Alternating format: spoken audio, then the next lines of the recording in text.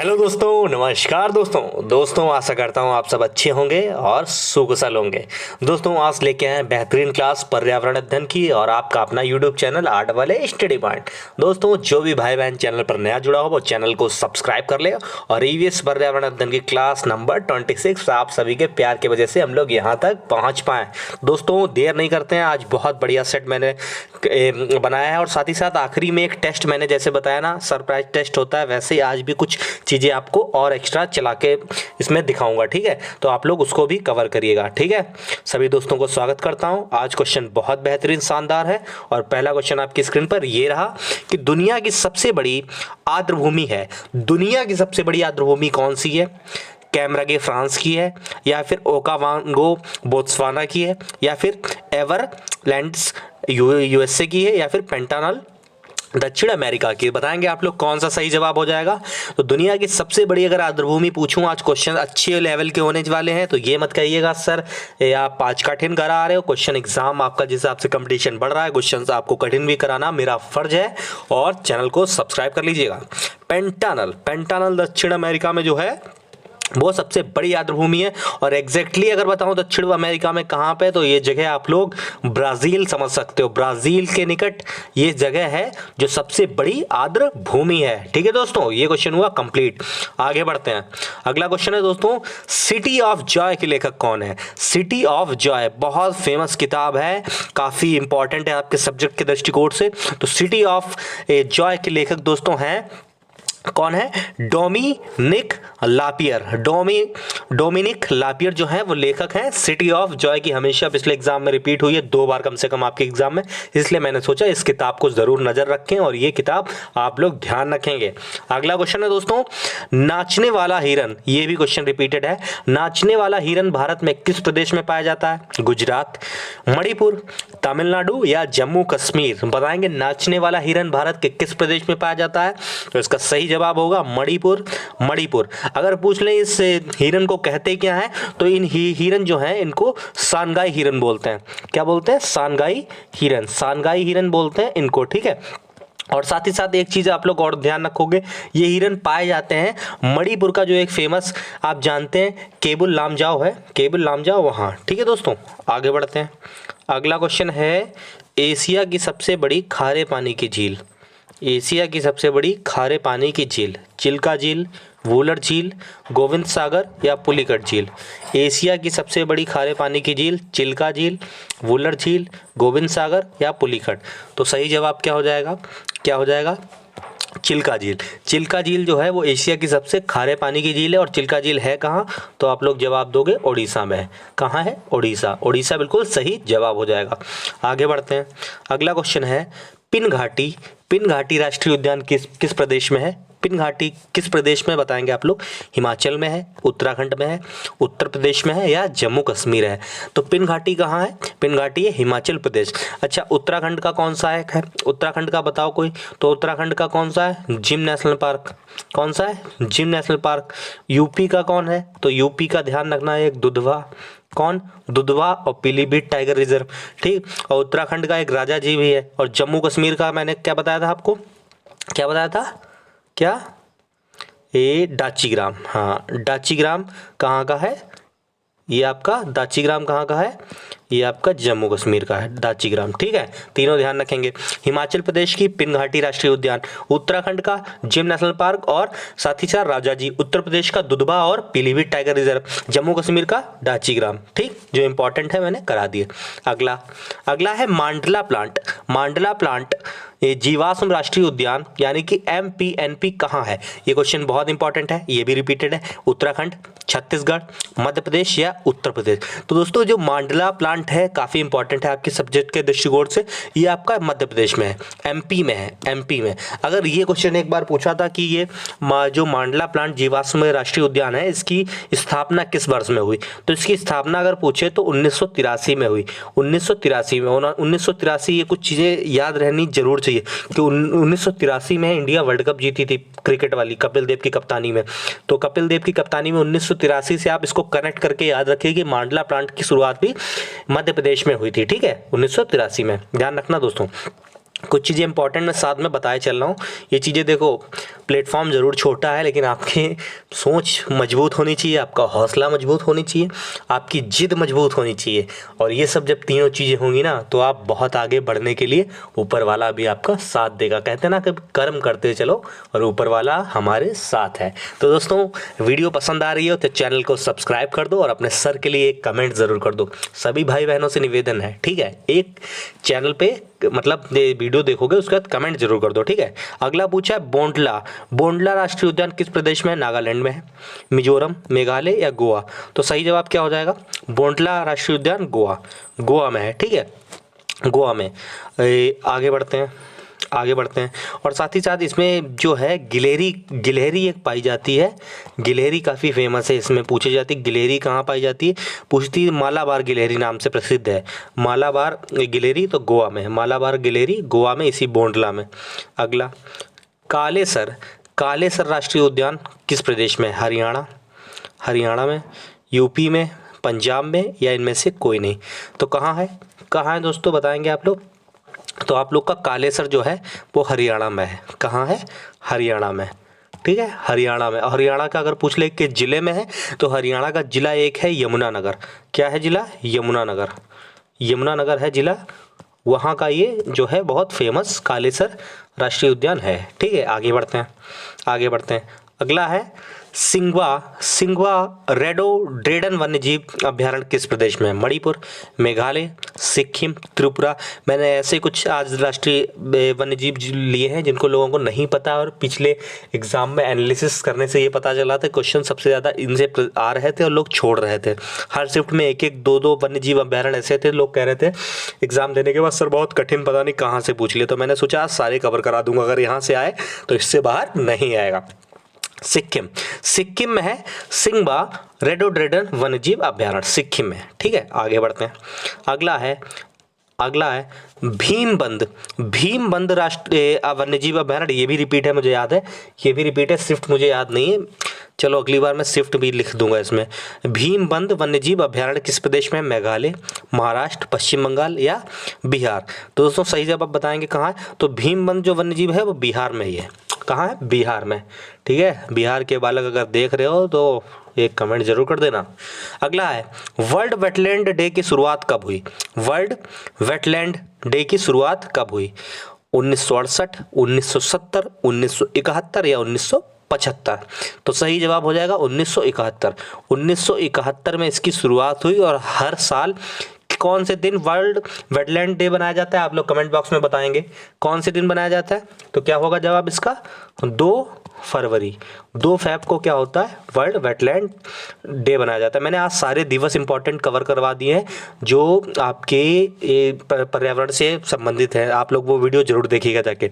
अगला क्वेश्चन बहुत बेहतरीन है इस वीडियो का, बहुत शानदार। जापान की निम्नलिखित 2 बीमारियों पर ध्यान दीजिए। पहले ध्यान दो, ये भी क्वेश्चन ऐसे आया था हूबहू ऑप्शन के साथ, ऐसे ही बिल्कुल छपा हुआ।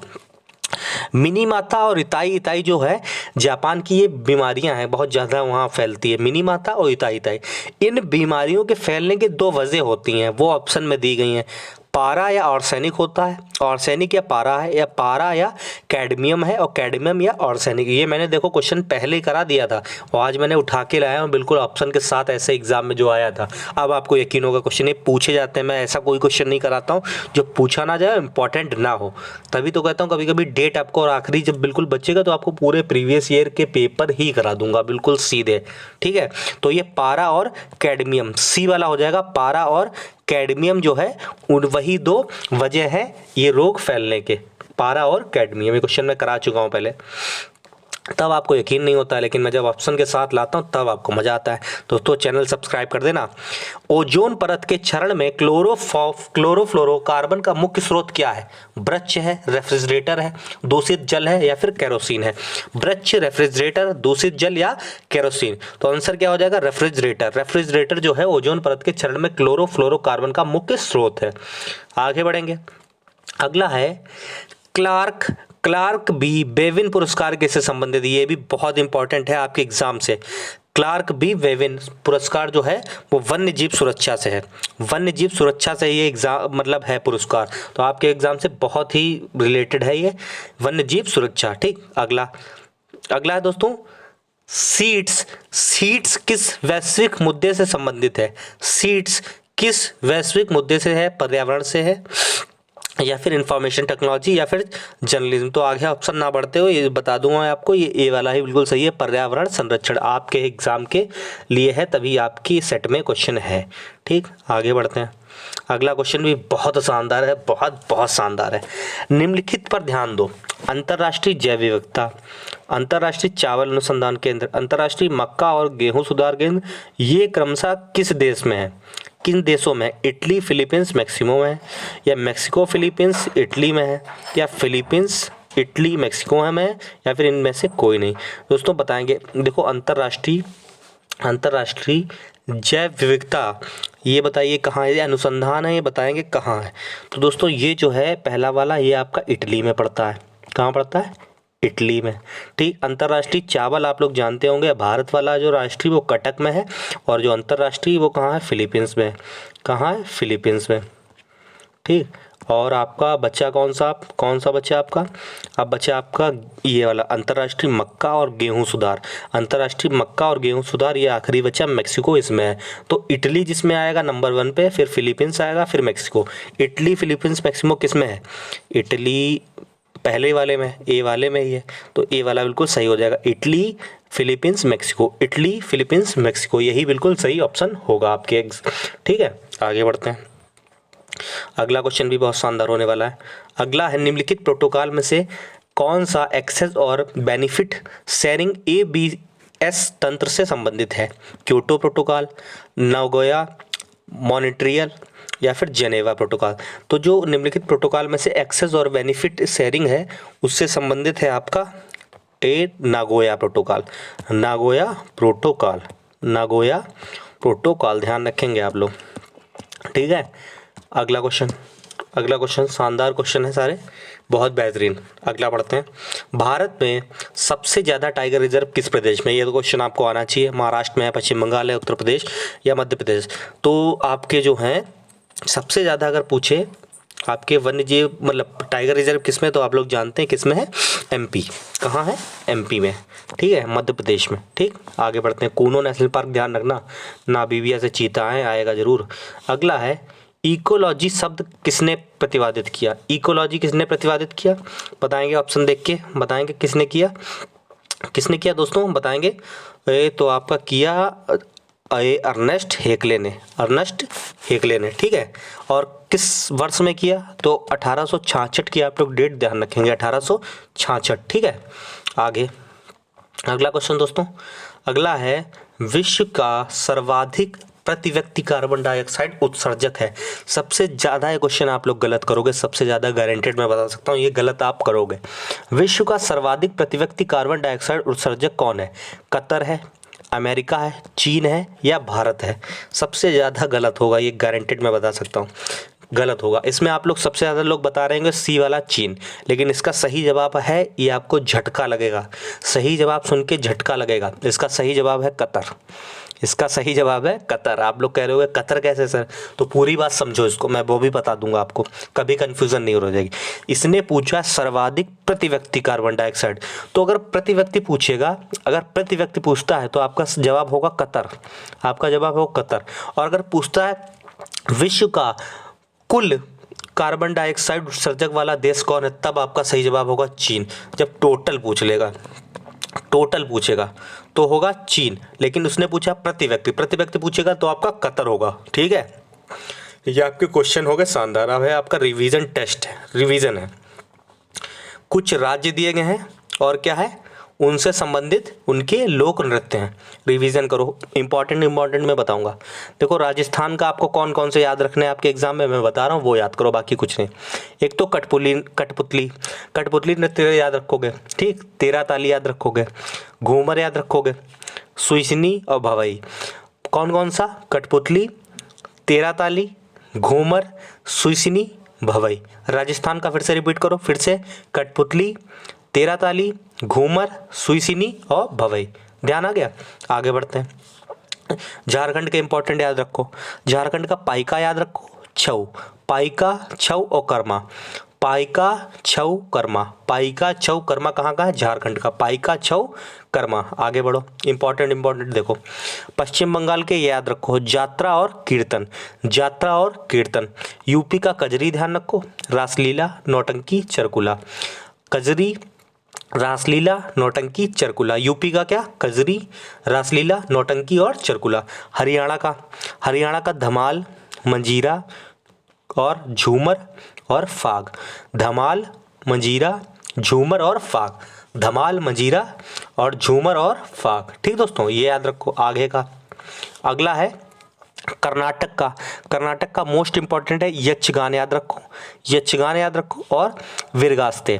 यक्षगान और विरगास्ते क्वेश्चन आए हुए हैं, इसलिए मैं आपको वही कवर करा रहा हूँ। अगर समय बचे तो सारे याद कर लो, लेकिन इंपॉर्टेंट जरूर याद कर लो जिन पे अंडरलाइन कर रहा हूँ। कर्नाटक का यक्षगान और विरगास्ते। उत्तराखंड के गढ़वाली याद करो, कुमाऊनी, रासलीला, कजरी और झोरा। ठीक, कजरी और झोरा। कजरी यूपी में भी है, उत्तराखंड में भी। अगला जम्मू कश्मीर के मैं जो बता रहा हूँ वो करो बस, और कुछ नहीं। एक तो रऊफ याद करो, रऊफ और दमाली, रऊफ और दमाली याद रखो। नागालैंड का आपको याद रख लो बांस नृत्य, बेम्बू डांस कहता है, बेम्बू डांस याद रखो बस, और कोई नहीं आएगा। गुजरात का गरबा, डांडिया, भवई तीनों याद रखो, गरबा, भवई और डांडिया। अरुणाचल प्रदेश का आप लोग याद रखो बस ये वाला मखोटा नृत्य। मखोटा नृत्य पूछेगा कहाँ का है, आप लोग क्या बताओगे? अरुणाचल प्रदेश। मखोटा नृत्य पूछेगा। गोवा का आप लोग याद रखो, एक झाकोर पूछा है आपके में और आपके में खोल। झाकोर और खोल याद रखो, गोवा का है झाकोर और खोल। पंजाब का गिद्धा, भांगड़ा, बस गिद्धा और भांगड़ा, गिद्धा और भांगड़ा। अगला असम का बिहू, असम का बिहू और आप लोग सत्रिया। बिहू और सत्रिया, और जो सत्रिया है वो आपका शास्त्रीय नृत्य है। बिहू और सत्रिया याद रखो बस दो। हिमाचल प्रदेश का आप लोग बस डंडा नाच और छपेली, डंडा नाच और छपेली। आगे महाराष्ट्र का इंपॉर्टेंट है आपके लिए तमाशा, लावड़ी, बस तमाशा, लावड़ी। अगला है ओडिशा का ओडिसी, ये शास्त्रीय नृत्य है और सवारी। ओडिसी जो है शास्त्रीय नृत्य है। ठीक है दोस्तों, वीडियो लंबी हो रहेगी आज, लेकिन आप लोग को आज पूरा पढ़ना है। ये मौका बार बार नहीं मिलेगा, क्लास के साथ ही रिवीजन कर लो लगे यहाँ तो। पूरी वीडियो देखना, अच्छी लगे तब चैनल को सब्सक्राइब करना। आंध्र प्रदेश की कुचिपुड़ी सबसे इंपॉर्टेंट, शास्त्रीय सबसे मोस्ट इंपॉर्टेंट पूछने वाला, बस इसका अकेला ये याद रखो। मेघालय का ये आप लाहो याद कर लो बस। मणिपुर का मणिपुरी, ये भी शास्त्रीय है बस। शास्त्रीय नृत्य कितने हैं? 8 हैं। ठीक, अगला है छत्तीसगढ़। छत्तीसगढ़ का आप याद रखोगे, एक तो नाचा, एक सरहुल। नाचा और सरहुल याद रखो बस दो, जिस पे अंडरलाइन है उसके अलावा ना पढ़ो। आपके एग्जाम के लिए, आपके लिए इतने बेस्ट हैं। एसएससी का दे रहे हो जीडी तो थोड़ा बहुत एक्स्ट्रा वाले पढ़ लो आप, जिन पे अंडरलाइन नहीं कर रहे हैं, लेकिन सीटेट के लिए इससे बाहर नहीं आएगा। तमिलनाडु का भरतनाट्यम जो शास्त्रीय नृत्य है, भरतनाट्यम शास्त्रीय नृत्य है। अगला मध्य प्रदेश। मध्य प्रदेश का कर्मा नृत्य याद रखो, कर्मा नृत्य और राई, कर्मा और राई। ठीक, अगला बिहार का आप लोग को एक विदेशिया याद रखना है, एक जटनी, विदेशिया और जटनी। केरल का आप लोग याद रखो कथकली, याद भी होगा शास्त्रीय नृत्य। मोहिनीअट्टम याद रखो बस। ठीक, दो याद रखो, कथकली और मोहिनीअट्टम दोनों ही शास्त्रीय नृत्य हैं। अब आपको लद्दाख का याद रखना है। लद्दाख का आपका एक जबरो याद रखना है बस, जबरो, लद्दाख का जबरो। दोस्तों देखो मैंने कितने अच्छे तरीके से आपको इतने आज कवर करा दिए। ठीक है, और अब ये वीडियो देखो, क्लास हुई समाप्त यहाँ पे। अब इस चैनल को कर दो सब्सक्राइब, और वीडियो कैसी लगी वो कमेंट बॉक्स में लिख दो। ये चैनल को कर दो सब्सक्राइब, और वीडियो कैसी लगी वो एक कमेंट जरूर करता है। मेहनत मेरी बेकार नहीं जानी चाहिए। और वीडियो शेयर करो धमाकेदार, बता दो कि आर्ट वाले स्टडी पॉइंट की टीम किसी से कम नहीं। जय हिंद, जय भारत।